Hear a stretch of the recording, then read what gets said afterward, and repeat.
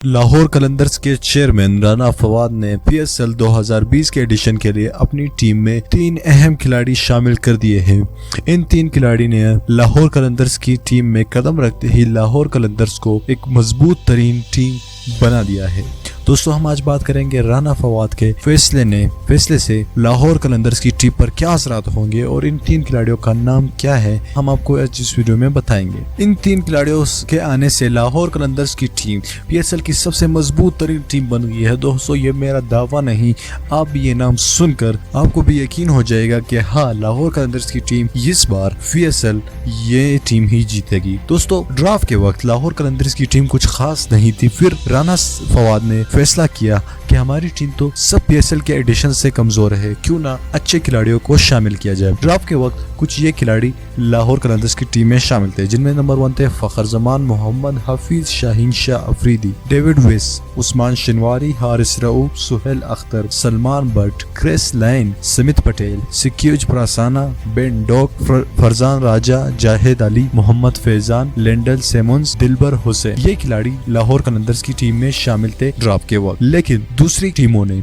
अपनी तगड़ी टीम बनाई, जैसे कराची किंग्स, कोयटा ग्लेडिएटर्स, पेशावर जर्मी ने दुनिया के बेहतरीन खिलाड़ियों को अपनी टीम में शामिल किया। तो लाहौर कलंदर्स की टीम तो इनके लिए आसान और बहुत ही आसान हरीफ साबित हो रही थी। तो राना फवाद ने इमीडिएटली एक्शन लिया और बड़े से बड़े नामों को अपनी टीम में शामिल किया।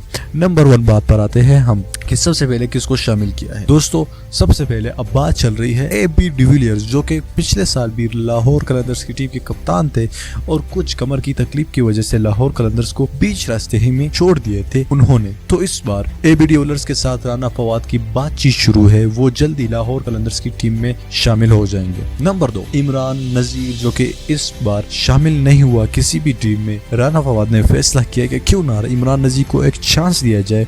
कतर टीम लीग में भी उसको शामिल किया जा रहा है और वो अच्छी कारकर्दगी दिखाई जा रहे हैं। दोस्तों, राना फवाद ने भी यही फैसला किया कि क्यों ना इमरान नजीर को टीम में शामिल किया जाए, शायद वो अच्छा परफॉर्म कर जाए। इमरान नजीर तो T20 के हाई क्लास बैट्समैनों में शुमार होते हैं। दोस्तों, इमरान नजीर के आते ही लाहौर कलंदर्स की तमाशाई और शायकीन खुशी से निहाल हो चुके हैं। नंबर 3, जो कि सबसे खतरनाक है, T20 के बादशाह इस बैट्समैन को कहा जाता है। इस प्लेयर को T20 के बादशाह कहा जाता है, जो कि IPL, बिग बैश लीग और भी कई बड़े लीग्स में अपना जलवा दिखा चुके हैं और दुनिया भर के नंबर 1 बैट्समैन माने जाते हैं। दोस्तों, हम किसी और की बात नहीं कर रहे बल्कि क्रिस गेल की बात कर रहे हैं। क्रिस गेल लाहौर कलंदर्स की टीम में शामिल होने जा रहे हैं। दोस्तों, राना फवाद ने यही फैसला किया कि क्रिस गेल को अपनी टीम में शामिल किया जाना चाहिए। दोस्तों, फर्स्ट एडिशन में भी क्रिस गेल लाहौर कलंदर्स की टीम का हिस्सा थे और इस बार भी क्रिस गेल लाहौर कलंदर्स की टीम का हिस्सा बनने जा रहे हैं।